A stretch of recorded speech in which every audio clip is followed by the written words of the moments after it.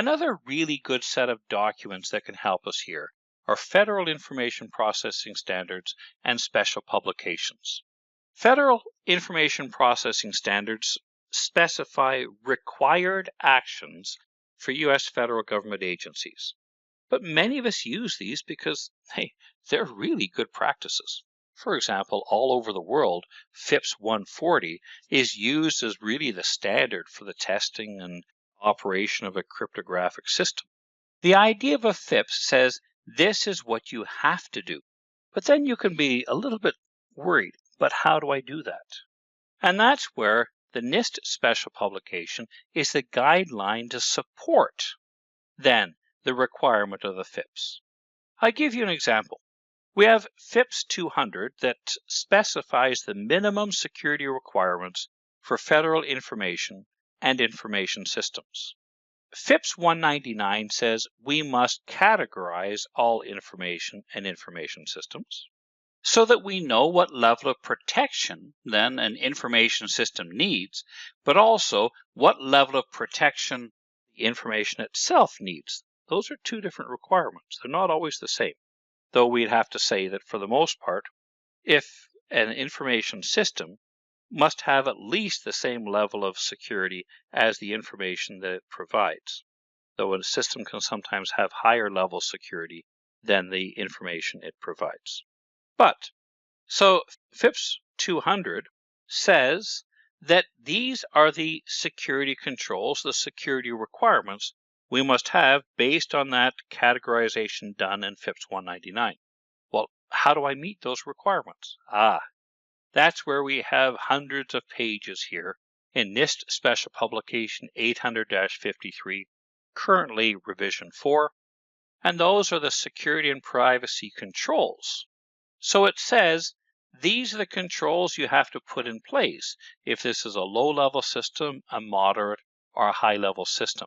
But this is also an excellent example here of tailoring because it specifies these are the minimum controls you need. So, for example, if we look in the 17 areas, the control areas covered by this, look under access control. Well, access control number 1 is going to be policy. Number 1 is always policy in each of the 17 areas, configuration management, and so on.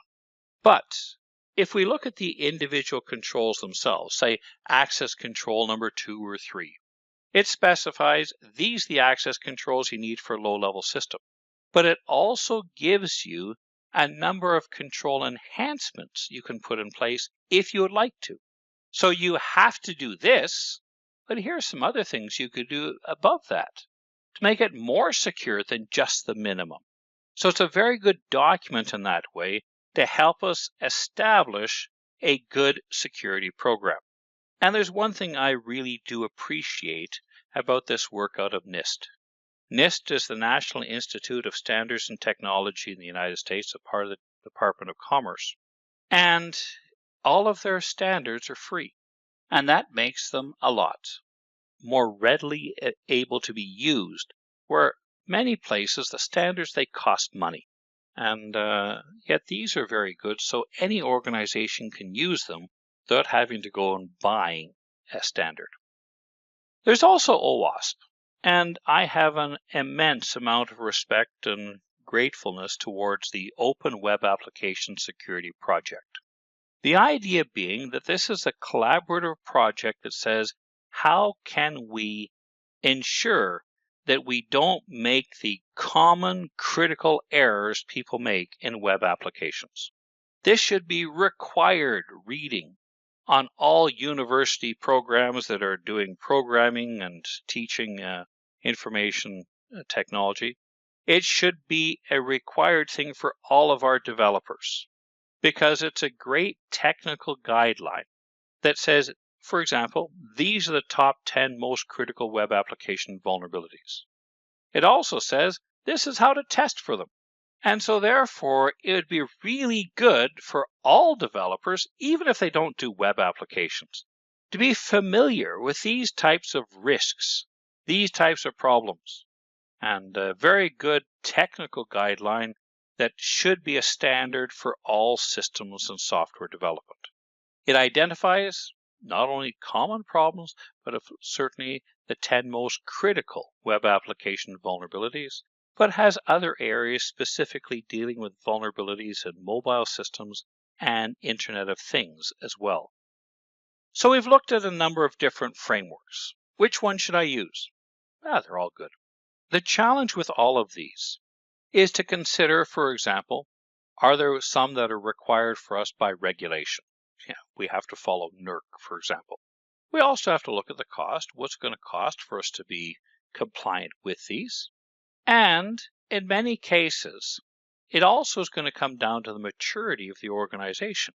A mature organization may be easier to implement the framework because we already have mature developed processes, but also could be more difficult because the organization is more stubborn in the way we've always done things.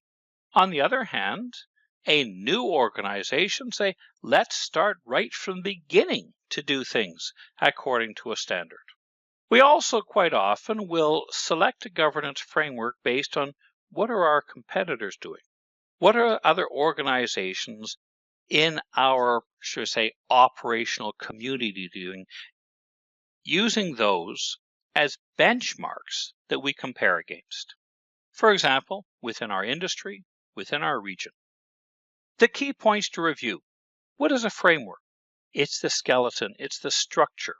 But the advantage is that it can be tailored and adapted to meet the needs of each individual organization. The idea is that we should choose, adopt, and definitely establish, maintain an information security framework which would be reflective of the type of governance structure of our organization. One that reflects the priorities of our business and understands our culture and operational world. In review, selecting a governance framework can greatly assist an organization in defining its security program, in defining and describing its security vision, and setting out the security roadmap to reach that vision.